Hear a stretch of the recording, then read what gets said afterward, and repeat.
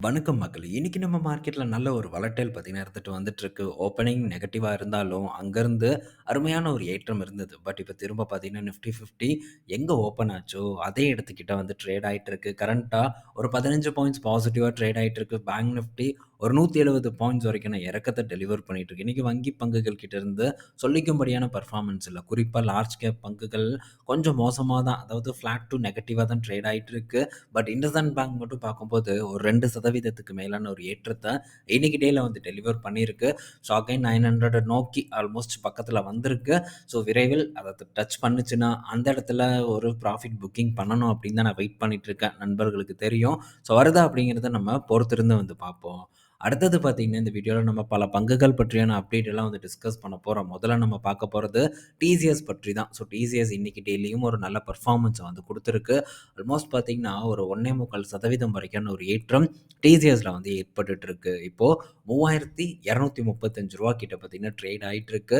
So இப்போ டிசிஎஸ்ல என்ன செய்தி அப்படின்னு நம்ம பார்த்தோம்னா, ஓப்பன் ஏஐ வந்து டிசிஎஸ் கூட ஒரு பேச்சுவார்த்தையில ஈடுபட்டிருக்கிறதா ஒரு டேட்டா வந்திருக்கு. ஸோ 2 பேரும் சேர்ந்து பார்ட்னர்ஷிப் பண்ணி இந்த ஏஐ ரிலேட்டட் விஷயங்கள பண்ண போறதாவும் ஒரு செய்தி வந்திருக்கு. பட் இது ரொம்ப வந்து கன்ஃபார்ம்டான ஒரு செய்தி இல்ல. ஸோ இப்போ தான் ஒரு பேச்சுவார்த்தை போயிட்டுருக்கு அப்படிங்கிற ஒரு செய்தி நமக்கு வந்து கிடைச்சிருக்கு. அது மட்டும் இல்ல, டிசிஎஸ் வந்து அவங்களுடைய இந்த டேட்டா சென்டர் பிளான பத்தி ரிசல்ட் அப்போ வந்து நம்மகிட்ட தெரியப்படுத்தியிருந்தாங்க.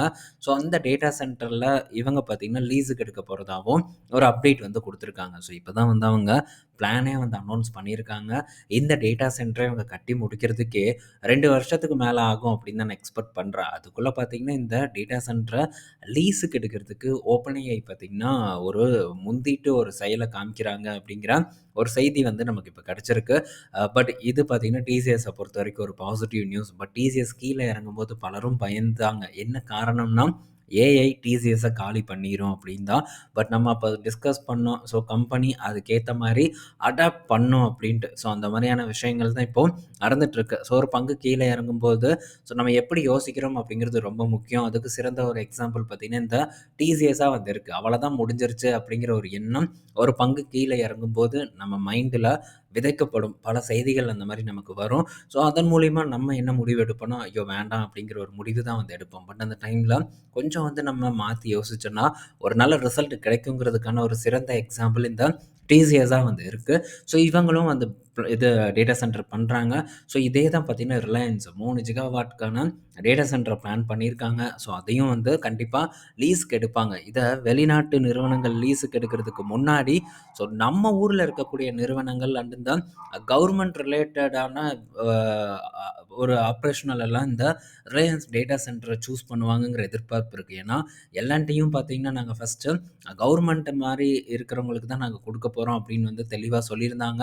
ஸோ ரிலையன்ஸும் அத பிடிப்பாங்க அப்படிங்கிற ஒரு எதிர்பார்ப்பு தான் எனக்கு வந்து இருக்கு. ஸோ ஆல்மோஸ்ட் இந்த டேட்டா சென்டர் பிசினஸ் நம்ம இந்தியாக்கு நல்லது தான். ஏன்னா நம்மளோட டேட்டாவே நம்ம பல ஃபாரின் கம்பெனிஸ்ல வந்து சேவ் பண்ணியிருக்கோம். லோக்கலா டேட்டா சென்டர் அமையும்போது பார்த்தீங்கன்னா, ஸோ நம்ம ஊர் கம்பெனிஸ் நம்ம ஊர் டேட்டா சென்டரே யூஸ் பண்றதுக்கான ஒரு வாய்ப்பு வந்து ஏற்படும். ஸோ இது மற்ற நாடுகள்ல ஓவர் கெப்பாசிட்டி எப்படி மாறுதோ வந்து தெரியல. ஆனா, இது நம்ம நாட்டுக்கு முக்கியமா தேவையான ஒரு விஷயம்.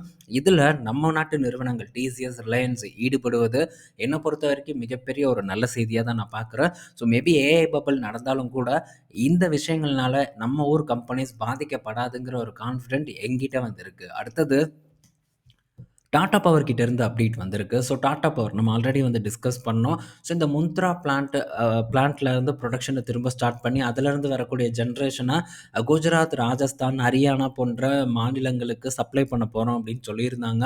ஸோ விரைவில் பார்த்தீங்கன்னா, குஜராத் கவர்மெண்ட் கூட நாங்க சைன் பண்ணிருவோம் அப்படின்னு தான் டாடா பவர் கிட்ட இருந்து ஒரு அப்டேட் வந்திருக்கு. ஸோ மேபி அது நடந்ததுன்னா, டாடா பவரோட லாபம் அடுத்தடுத்த காலாண்டுகள்ல அதிகரிக்கிறதுக்கான வாய்ப்புகள் ரொம்ப வந்து அதிகமா இருக்கு. இது டாடா பவர பொறுத்தவரைக்கும் ஒரு பாசிட்டிவான நியூஸா இருக்கு. அடுத்தது பார்த்தீங்கன்னா, என்ஹெச்பிசி கிட்ட இருந்து ஒரு அப்டேட்டு. ஸோ என்ஹெச்பிசி பார்த்தீங்கன்னா, ஒரு 2 யூனிட் 2000 மெகாவாட்டுக்கான ப்ராஜெக்ட் பார்த்தீங்கன்னா, லைவுக்கு வரப்போறதா ஒரு டேட்டா வந்திருக்கு. இது என்ஹெச்பிசிக்கு நல்ல செய்தி. பட் என்ஹெச்பிசி எல்லாம் இப்ப இருக்கக்கூடிய ரேஞ்ச் பக்கமெல்லாம் நம்ம போக்கூடாது. ஏன்னா, இதெல்லாம் ரொம்ப ஸ்லோ மூவிங் ஸ்டாக்கு. இதுக்கு முன்னாடியெல்லாம் நான் இத பார்த்துருக்கேன். பெருசா பெர்ஃபார்மே வந்து பண்ணாது. ஏறவே ஏறாது. அப்படியே சைட்வேலயே இருக்கக்கூடிய ஒரு பங்கு. ஸோ ஒரு நல்ல ஒரு ரேஞ்ச் வந்ததுன்னா, ஒரு 50 அந்த 52 இல்ல அதுக்கு கீழ வந்ததுன்னா, NHPC ஒரு நல்ல ஒரு லெவல்ல இருக்கும் அப்படின்னு நான் நெனைக்கிறேன். ஏன்னா இதுக்கு முன்னாடி அந்த டைம்ல தான் நம்ம டிஸ்கஸ் பண்ணோம். ஒரு நல்ல ஏற்றத்த குடுத்து திரும்ப பார்த்தீங்கன்னா, கரெக்ஷன குடுத்துட்டுருக்கு. ஸோ அகைன் ஒரு சேஃப்டியான ஒரு லெவல் வந்தா தான் NHPCல ஒரு நல்ல ஆப்பர்ச்சுனிட்டிய நமக்கு டெலிவர் பண்ணும். அடுத்தது பெட்ரோநெட் எல்என்ஜி. ஸோ ஒன்ஸ் வந்து இந்த பெட்ரோநெட் எல்என்ஜி கத்தார் இஷ்யூ அப்ப நம்ம டிஸ்கஸ் பண்ணோம். ஸோ கத்தார் இஷ்யூ இருக்கு. அவ்வளோதான் இந்தியாவுக்கும், கத்தாருக்கும் அ ச சண்டை ஆயிரும். அதனால இந்த பெட்ரோநெட் எல்என்ஜி முடிஞ்சது. எல்என்ஜி கிடைக்காது அப்படிங்கிற ஒரு செய்தி இந்த பெட்ரோநெட் எல்என்ஜி கீழ இருக்கும்போது பெரிய அளவுக்கு பேசப்பட்டுட்டு வந்துட்டு இருந்தது. பட் நம்ம அப்ப என்ன டிஸ்கஸ் பண்ணோம்.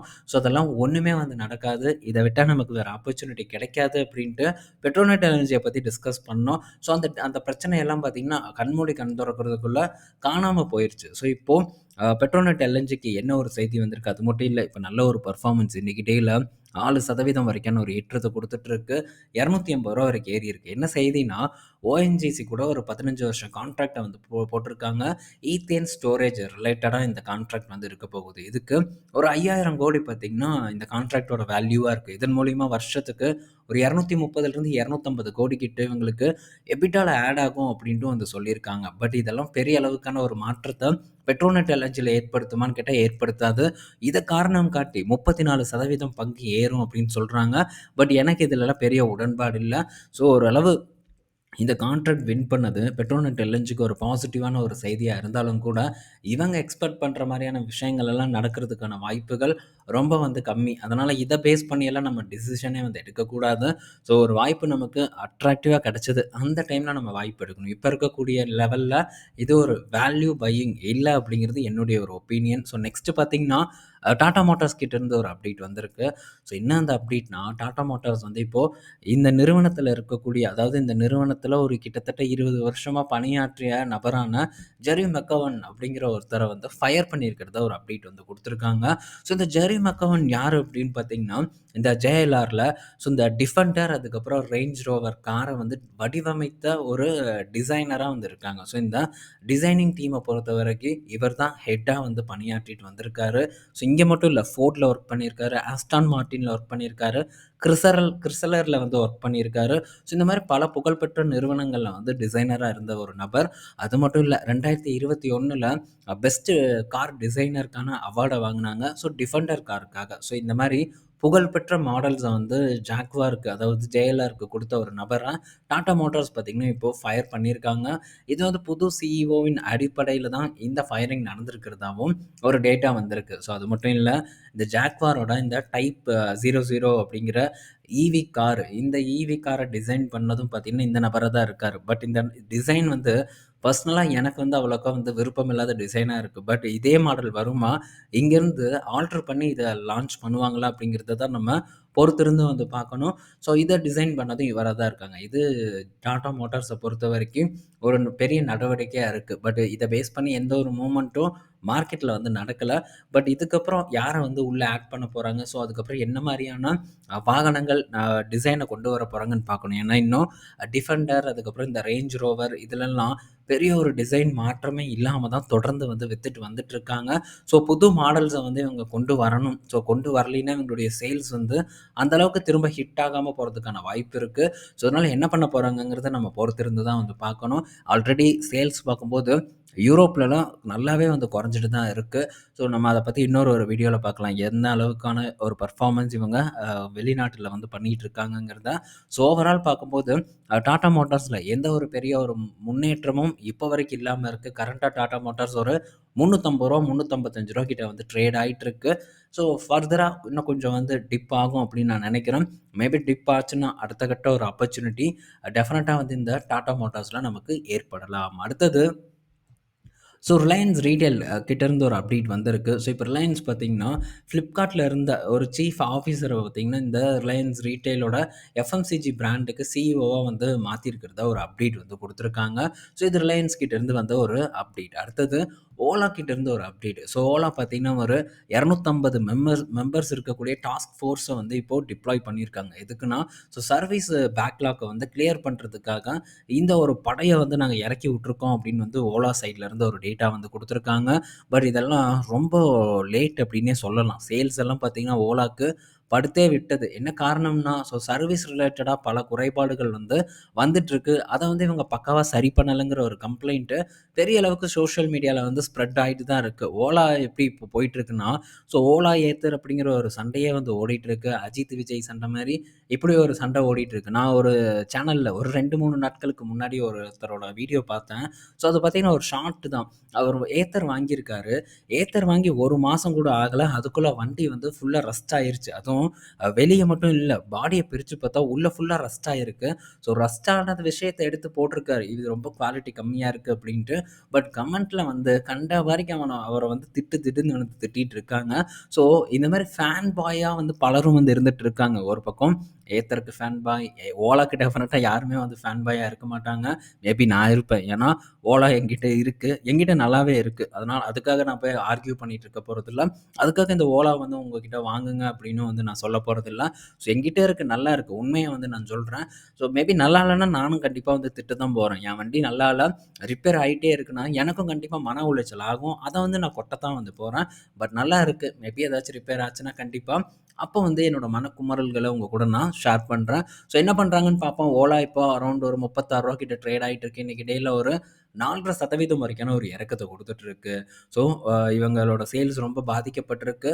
இன்னும் நெறைய விஷயங்கள ஓலா நிறுவனம் பண்ணுனா தான் திரும்பவும் கீழ விழுந்த சேல்ஸ தூக்கி நிறுத்த முடியுங்கிறது என்னுடைய ஒரு கருத்து. அடுத்தது நோவோ நார்டிஸ்க் கிட்ட இருந்து ஒரு அப்டேட். நோவோ நார்டிஸ்க் பார்த்தீங்கன்னா, கம்ப்ளீட்டா நம்ம இந்தியன் மார்க்கெட்ட மிஸ் பண்ணிட்டாங்க அப்டின்னே வந்து சொல்லலாம். ஏன்னா, செமக்ளூடைடோட ஜெனரிக் லான்ச் வந்து அடுத்த வருஷம் வந்து இருக்க போகுது. அதாவது இன்னும் ஒரு 2, 3 மாசத்துல இந்த ஜெனரிக்க வந்து நம்ம ஊர் கம்பெனிஸ் லான்ச் பண்ணிருவாங்க. ஆனா, இவன் என்ன பண்றான், ஒசிம்பிக்க இந்த டிசம்பர்ல வந்து லான்ச் பண்ண போறதா சொல்லிட்டு இருக்கான். இது எவ்வளோ பெரிய முட்டாள்தனமான ஒரு முடிவுங்கிறத இவங்க பண்றத வச்சே நம்ம சொல்லிடலாம். ஜெனரிக் லான்ச் ஆயிருச்சுன்னா, இத விட ரொம்ப கம்மி விலைக்கு வந்து கிடைக்கும். இத கண்டிப்பா வந்து யாரும் வாங்க மாட்டாங்க. ஆல்ரெடி இவங்க லான்ச் பண்ண வீகோவியே ரொம்ப லேட். எலிலிலி லான்ச் பண்ணதுக்கப்புறம் இவங்க லான்ச் பண்ணாங்க. அதனால கம்ப்ளீட்டா இந்த ஒபிசிட்டி மார்க்கெட், இந்தியாவோட ஒபிசிட்டி மார்க்கெட்ட நோவோ நார்டிஸ்க்